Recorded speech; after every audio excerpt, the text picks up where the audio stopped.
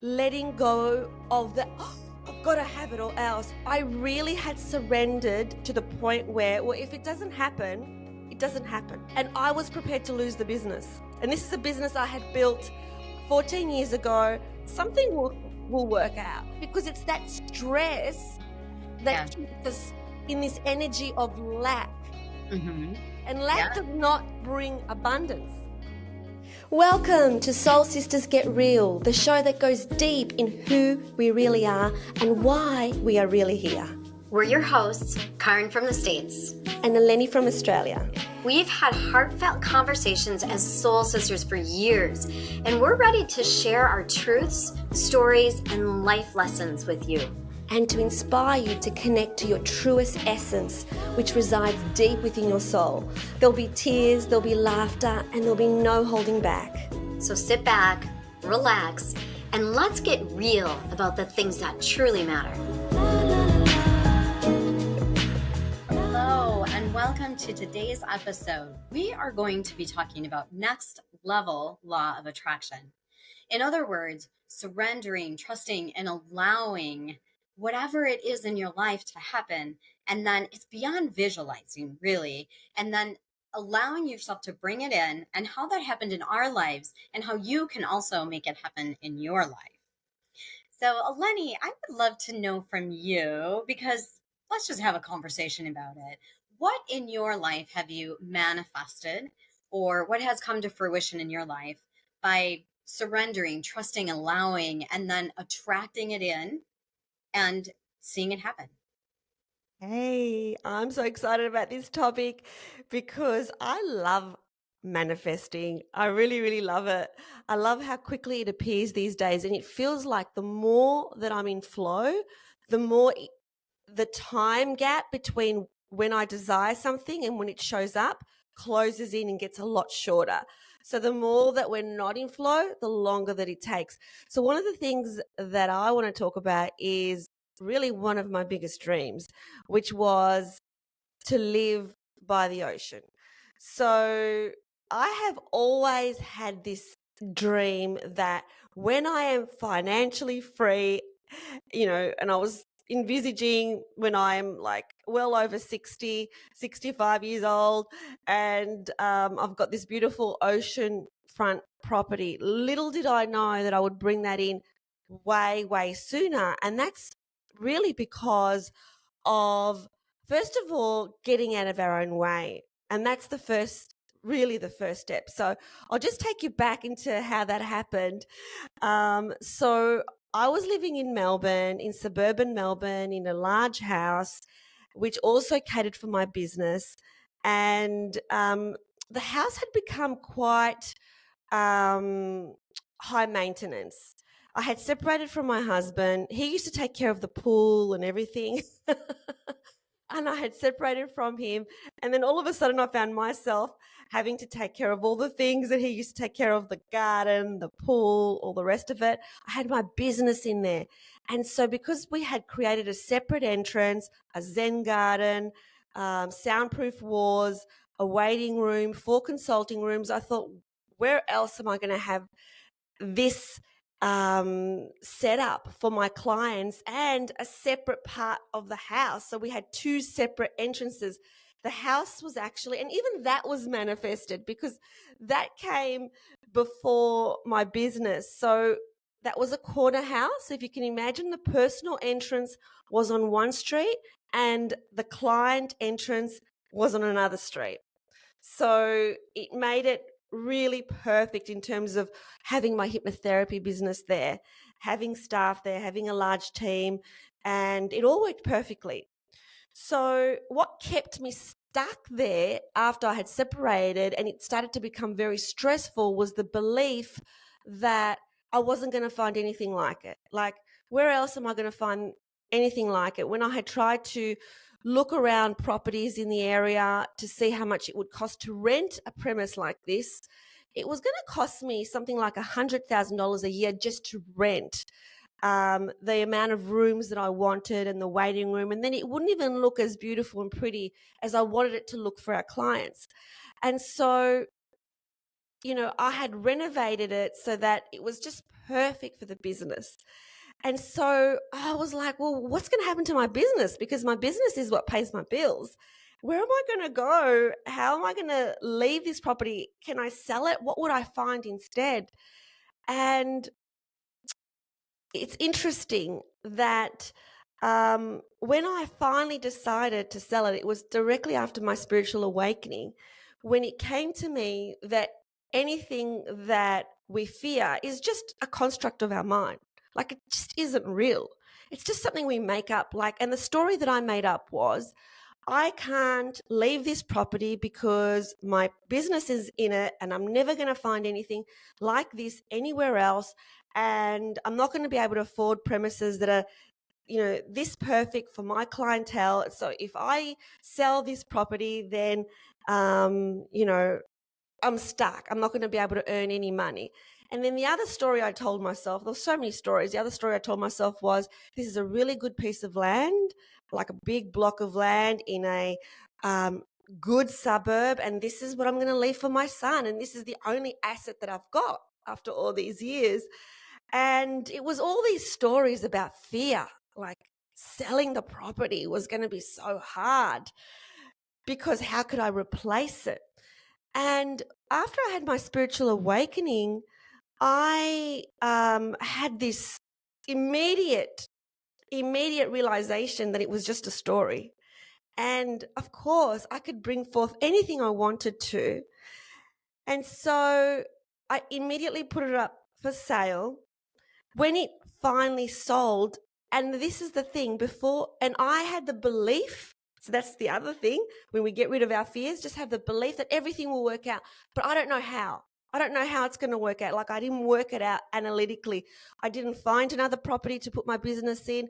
I just knew that somehow the universe was going to arrange it in the background, but I had no idea how. And when I meditated on it and prayed for it and went around to each room and actually thanked it. So I basically went to each room with sage and went to each room, and it's a huge house. And I was like, thank you for giving me this in this room, because I used to have a lot of parties in there. So thank you for giving me this memory in this room. Thank you for giving me this memory. It's time for you to go. It's time for you to have a nice family come in who are going to love you and take care of you and honor you the way you need to be honored, not the way that I'm now taking care of you. And so the next step, Caryn, was to visualize the family coming in. So I never did that before. Mm-hmm. So, when I was stuck in that fear, it was like, it's all about me. But I made it about the house, like it's a consciousness. And I made it about the next family coming in, not just me getting rid of the house and bad luck for the people that got it, but the new family's coming in and they're going to love it and they're going to take care of it and they're going to enjoy the pool because we've got no need for the pool anymore. And they're going to have a lot of parties and get-togethers and memories just like I had. So just visualizing people coming in, living in the house, taking care of the house. And then I just want to say, what I really love about that is that it's the focusing out. And anytime, and we've learned this, right? When we focus in, we get nervous. Like when I work with athletes, when we focus in about what are my results, we get nervous. When we focus in when we're going to speak in a conference or whatever, when we're worried about what people think about us, what we're going to say, we get nervous. And when we focus out, just like you and the house, when we focus out, that's when we don't get nervous. That's when we let go of the attachment, right? Because now it's not all about us, it's about focusing out. And that's kind of what I heard you saying is now it's about focusing out on the house and focus out on someone else's joy. And then that's when you see things happen. Totally. Right? And it's exactly what you just said, Caryn, which is, what is the highest good for all? So this is another really good point. Whenever we just do something for ourselves, like, I just need the money so I can be rid of this house, like, it's not going to work out for us because the universe doesn't help us in that way. The universe only helps us when we're considering the highest good for all. And so I wanted the family to get the best price possible that they're going to come into. And so I wanted the best thing for the house itself, not just for me, exactly what you said. And so then what happened was when I finally sold it, the state that I wanted to move in, which is where my partner Christian comes from, which is another state altogether, I decided that I wasn't going to move there unless I was living by the ocean. Like, I just did not want to completely move states if I'm just going to live in another suburb. It's like, no, I'm not going to do that. So it's either the ocean or nothing. Like, I wasn't going to compromise.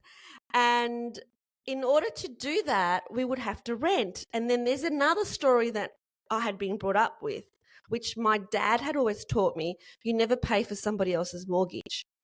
So that was a limiting belief that I had, which is, well, I can only buy. And then I had to really go deep in that story, which is, why? Why do I have to buy? Because at that point I didn't have the funds to actually buy another property, because I would have to consider where the business was going to be in my original state and what I was going to do for that. And so I had to just release that story of fear, which is, we can't pay for somebody else's mortgage. Well, why not? If it suits us.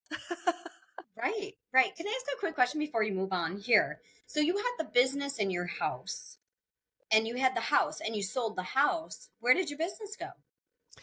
Yes. So what actually happened magically was, and this is where, like, I didn't know where the business was going to go, because it's like a house to suit the business the way that I had it set up was going to be very difficult to find. And so I went to a couple of auctions, and the houses I saw weren't fantastic. There was always something wrong with them. And every time I got a building inspector to come in to check out the houses, there was something wrong. So I was like, oh.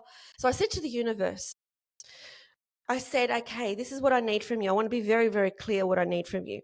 I want you to find me a house where I don't have to do anything for it. It's going to be brand new. I don't have to do anything for it. Secondly, I don't want it to be at auction, because in the state of Victoria where I come from, everything is auction, especially the areas that I want to buy into.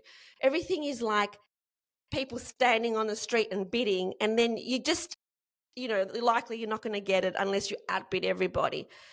And magically, the universe, 2 streets away from my old house, so just 2 streets away, this property came up. They couldn't put it to auction because the council hadn't approved the title yet. It was brand new. It was low maintenance, which is what I wanted, because I didn't want to be taking care of gardens and things like that. It was going to be a business. It was absolutely perfect. Upstairs was going to be the clinic. Downstairs, it had a bedroom and its own ensuite that I could lock up for when I stayed there. And it was absolute perfection. And it came up like, I don't know another house during that time that was that quality that did not have an auction. And yet, for this particular one, the council just didn't approve the title in time, and so they had to sell it. And the day that I saw it, I gave an offer, and I ended up getting it. And it is the most beautiful, brand new. So it doesn't have issues, maintenance. It's a townhouse, which means that, there's no huge block. And it's just beautiful. It's absolutely perfection. And That is law of attraction at its finest. yes, but I didn't give you the secret ingredient to how I finally attracted it. And Okay. I think this is what we're talking about when we say next level. It's not just about visualizing. It's not just about expecting, believing, and knowing. It's what you said, Caryn, when you first introduced this episode, which is surrender, which means letting go of the, I've got to have it or else. I really had surrendered to the point where, well, if it doesn't happen, it doesn't happen. And I was prepared to lose the business. And this is a business I had built 14 years ago. I had, 7 staff. It was a flourishing business. It's what paid my bills. But I really, really did let it go. It was like, if it doesn't work out, I'm not going to starve. I'm not going to be homeless on the street. Something will work out. I really did let it go. That's how it came in, because I let go of the, this has to work out. This has to work out. That stress, because it's that stress that Yeah. keeps us in this energy of lack. Mm-hmm. And Yeah. lack does not bring abundance. Right. Right. Yeah. I love it. I have to say, I have a similar story to that. And I was listening, I was like, oh my gosh, that is truth with what I went through also, because when my son Josh passed away, it was a motorcycle accident and he was hit by a driver that was intoxicated.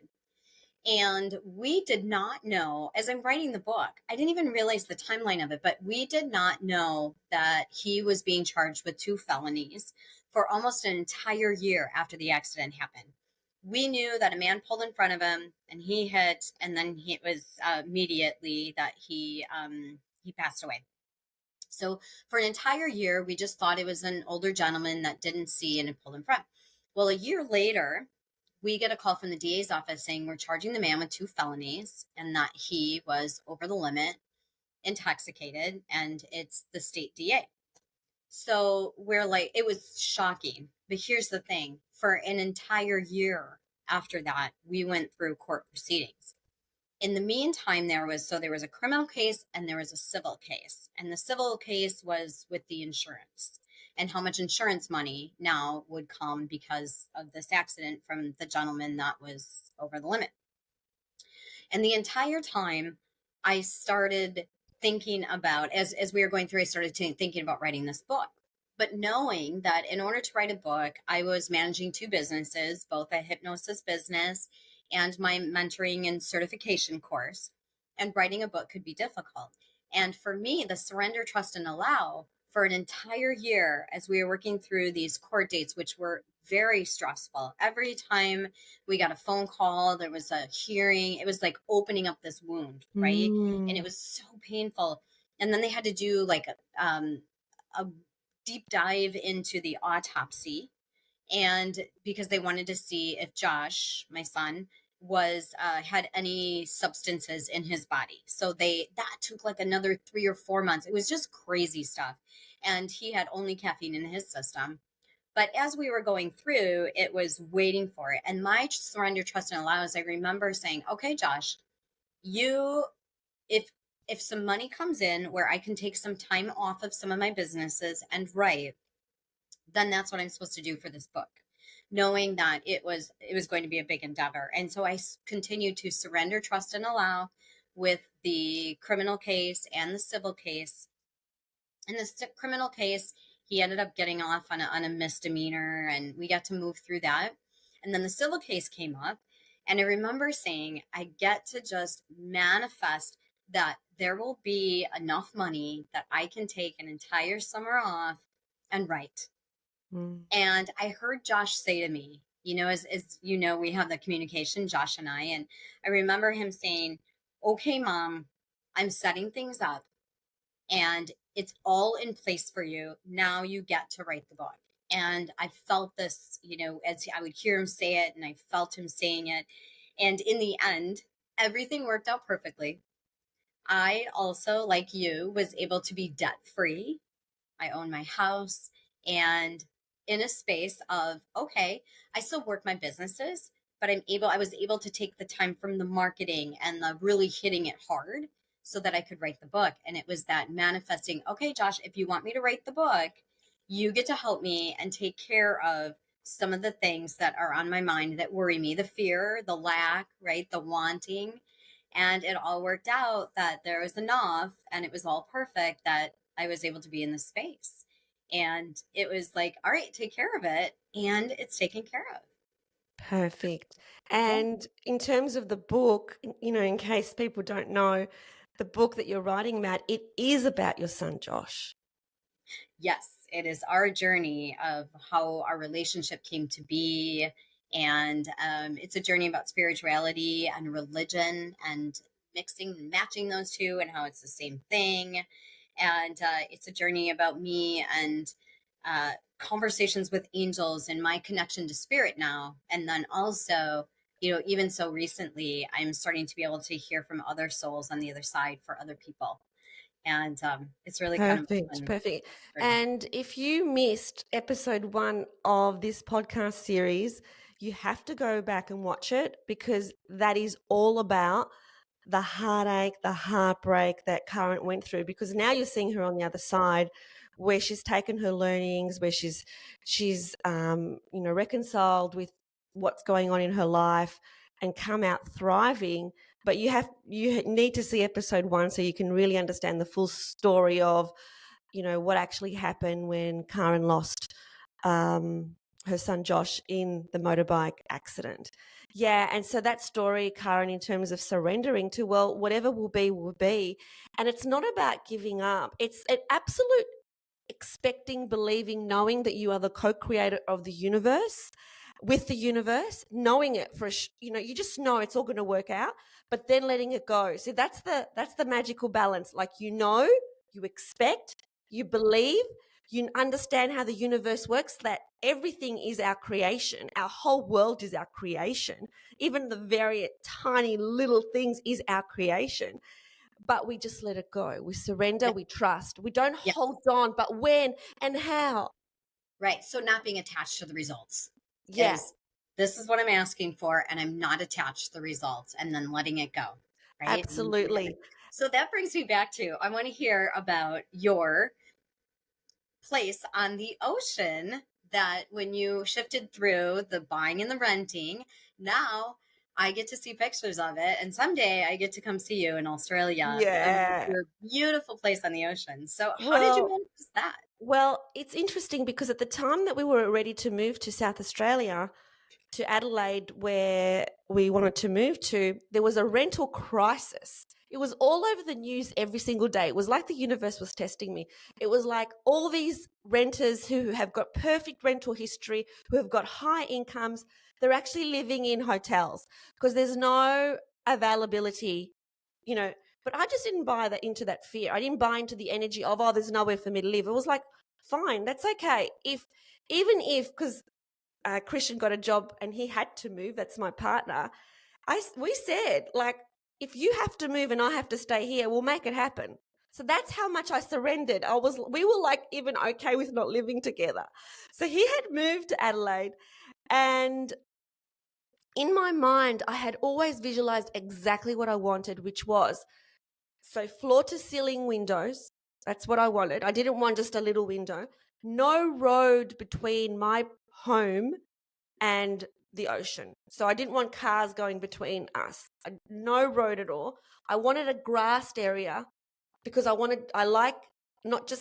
really love lying on the grass. I'm not someone who likes lying on the sand. I like walking on the sand, but I don't like lying on the sand. So I wanted a grassed area where I could just lie on the grass. I wanted an area, because I do love restaurants and cafes. I wanted an area where I could walk everywhere. I didn't want to have a car in my new life. I wanted to be able to walk to the gym, walk to the supermarket, walk to my chiropractor, walk everywhere. So I wanted to be near a location that was close to everything, but not crazy busy in terms of noise or anything like that. And it was absolutely, and then I let it go. So I was very, very, very specific in terms of what I wanted. And then I was actually prepared, because I had a brand new place in Melbourne where my business was going to be upstairs. And so I was actually prepared to let it go. If I don't get to Adelaide, I don't get to Adelaide. Christian and I will do a long distance relationship and we'll just work it out. I let it go. Within about 2 weeks, this property came up. Christian went to the open, and there were so many people who were there, and he's very good at creating rapport. He managed to get into the lift with the rental agent and create fantastic rapport with her. He's a hypnotist as well, and she liked what he had to say, because he was like, because all these people were asking all these questions about the property. Will it fit this kind of bed, and will it be this, and will it be that? And he's like, you know what?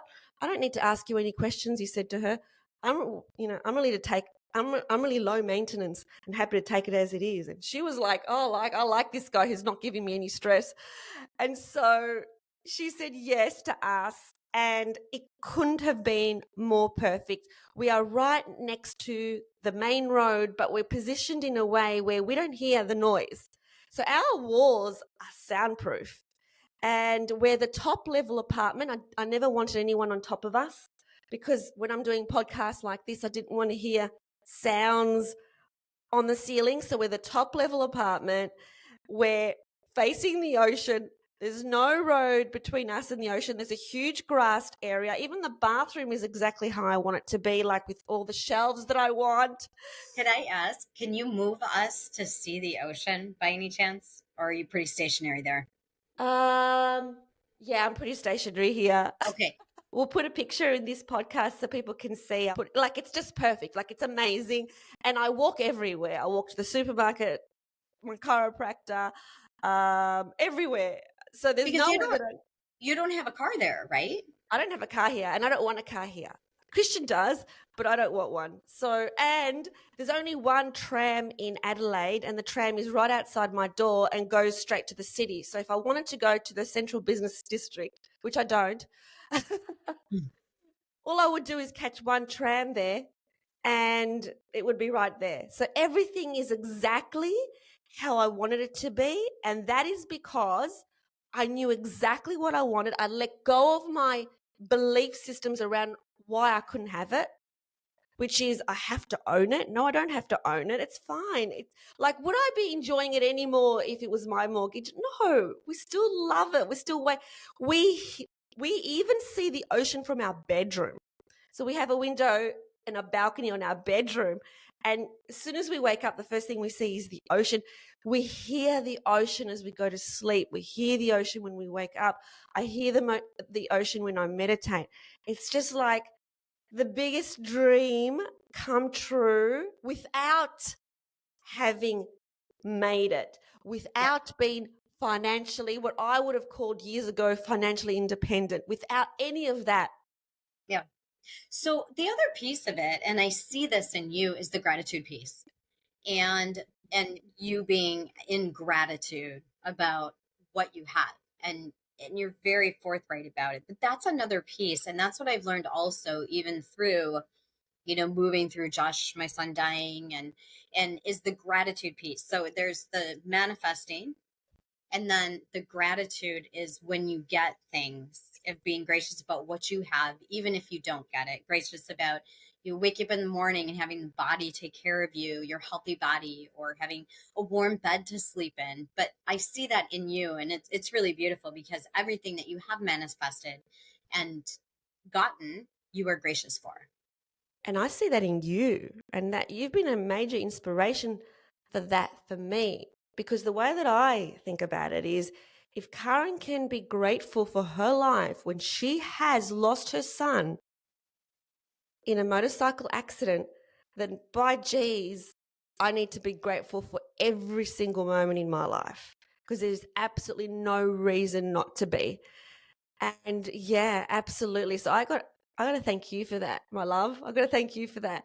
And I do. I'm very, very grateful because you're a massive inspiration to me to be grateful for everything that I have because of the incredible loss that you experienced. If you can stay in gratitude, then we can all stay in gratitude.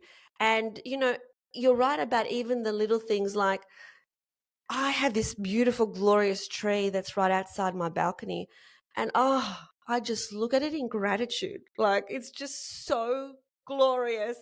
And I'm grateful for it. And I touch it and I hug it. And I just have to interrupt you and say this. I love this because there's something about trees. Like I love a tree hugger, right? So I would have never called myself that before, but honestly, never. when I'm walking on the golf course in the winter in the snow, I I will find this huge oak tree and hug the tree, and I feel the grounding and the roots, and it really grounds me. And I'll have this like, I get to hug a tree right now. And sometimes I'm like, I hope nobody sees me because they think I'm crazy. And the other day Chad said to me, I really appreciate how much you like trees, because I'll go by like, look at that beautiful tree. Wow, look at that tree. I love the way it's shaped. And so you said that too. I'm like, no wonder why we get each other. Totally. And you wouldn't believe it. This is how perfect this area is that I live in. They actually have a tree of the month. They actually have this award. So sometimes we're driving through a street or walking through a street and there's this placard around it that says the tree of the month. And it's just like my suburb, my council appreciates trees, that they actually award trees. I love it. That's perfect. That's perfect. I also wanted to mention that what I've learned from you is the letting go. And it was probably a good 2 years ago now. We were having a conversation on Clubhouse, actually, about abundance. And it was a similar to conversation like this, but you hadn't manifested your apartment yet. And I remember you saying just the letting go piece of it. And I know we talked about this a little bit, but I already know what's going to happen. Like, I'm not worried about it. I literally put it out there and you were like, I know it's going to happen. And I was like, wow, that is really trusting. That's really amazing. And I've learned to do that also, but that was really big for me. So thank you for putting that out there and teaching me that. Oh, you're most welcome. It's the letting go it's easier said than done, but it's like a muscle. The more you do it, the more you can do it. So and you can do it with everything. As an example, I did it with my son. And so, it's not just about manifesting assets and manifesting a lifestyle. It's manifesting what you want for your dearest people in your life. So for me, my son, he was in a place where he was alone and single for a very, very, very long time, living in his apartment on his own. He had a very solitary lifestyle. And my greatest wish for him was to find someone, to find his person, so that he can find happiness. Even though he was always saying to me, I'm fine, Mum, I'm fine, I'm happy. Like, I just wanted him to share his life with someone else, that he had someone else that he could come home to and say, look, this is what happened today. Just a little thing. And I was like really intent about him having this person in his life until I realized that I was attached to that. And so if I'm attached to that energy around him prevents him from having it. So I really had to go through a process of letting go and saying, you know what? I have to trust his soul's journey. Like, I have to trust that just because I met my, first husband when I was 21 and Peter is 28 and he hasn't met his, like, that's his journey. His journey is to be honored. It's got to be done his soul's way, not my soul's way. And I really went to a place of let it go, because I was all tied up with, he doesn't go out enough, he doesn't meet enough people, he stays at home, this is no way to live, until I just went, let it all go. Yeah. He will live his life his way. And the moment I did that, Caryn, where I really let that go, his life changed. The first thing he started to do was to go running every second day. Like, I was praying for him previously to do some exercise, to get out because his skin had become so white from staying indoors. And so I just wanted him to get outside. And the moment I let it go, and it was like, well, if he wants to stay inside, it's his journey. The next thing he tells me is that he's running every second day. Yeah. Next thing, and then he ended up meeting. Right. And here's the thing about that too, is what I've learned is it works the opposite way also. So when we're worried about something, or we're thinking of something might happen or negative, we're putting that out there, then that is exactly what we create. So creating our own reality in a way of, the whole fear around, or what if this happens, or worrying about your son, right? Worrying about what's going to happen. That is also manifesting, unfortunately. And it's manifesting what we don't want instead of manifesting what we want. Exactly. Every single person right now is manifesting their life. The question is, are you manifesting what you want or what you don't want? But wherever your focus goes, that's where the energy flows. So if you're focusing on fear, lack, that's what you're going to have. If you're focusing on illness, that's what you're going to have. If you're afraid and this is what happens with a lot of people that go down those rabbit holes, And I know it's really healthy to ask questions. We need to ask questions about everything that goes on in our life.